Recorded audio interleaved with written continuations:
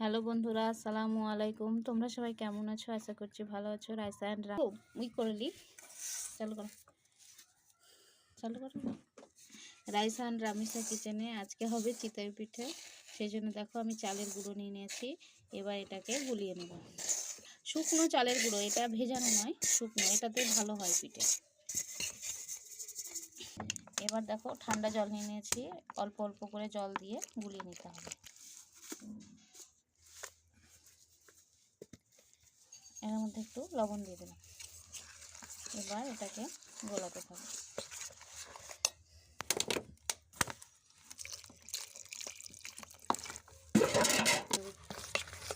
অল্প অল্প করে জল দিয়ে ব্যাটারটা তৈরি করে নিতে হবে। দেখুন আমি কিভাবে তৈরি করছি ব্যাটারটা। ভালো লাগবে।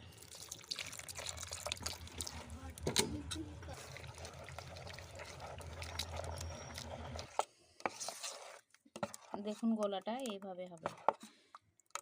সবাই তো চাল ভিজিয়ে তারপরে গুঁড়ো করে চিতই পিঠা করে, কিন্তু শুকনো চাল আমরা পিষেছি মিলে দিয়ে, শুকনো চালে এটা খুব ভালো হয়। দেখো আজকে আমরা মাটির চুলোয় মাটির তাওয়াতে পিঠাটা বানাবো। মাটির তাওয়াতে পিঠাটা খুব ভালো হয়।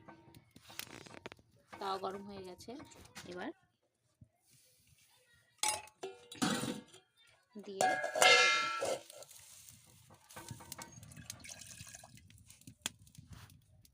সেই জন্য থালা দিয়ে ঢেকেছি এবং চারিদিকে দেখো ন্যাকড়া দিয়ে মুখটাকে বন্ধ করে দিয়েছি।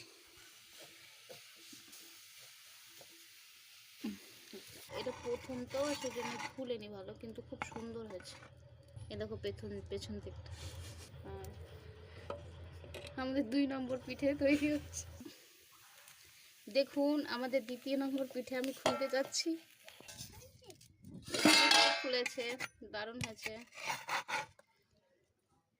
বন্ধুরা। কেমন নরম আর তুলতুলে সফট পিঠেটা হয়েছে, খুব সুন্দর। পেছন দিকেও পুড়েনি। দেখুন বন্ধুরা আমরা কিসে জাল দিচ্ছি, সরষের কাঠি, চিনতে পারছেন? দেখুন কত সুন্দর ফুলেছে পিঠে। দেখুন কত সুন্দর ভালো ফুলেছে। এই পিঠেটা যদি বাচ্চারা আবদার বা বায়না করে, তবে মানে চালের গুঁড়ো থাকলে ঠান্ডা পানি দিয়ে গুলে শর্টকাটে হয়ে যায়। পিঠেটাকে আমি ভিজাবো, সেজন্য দুধ আর খেজুরের গুড় দিয়ে একটা রস তৈরি করে নিয়েছি। এবার এর মধ্যে পিঠেগুলোকে দিয়ে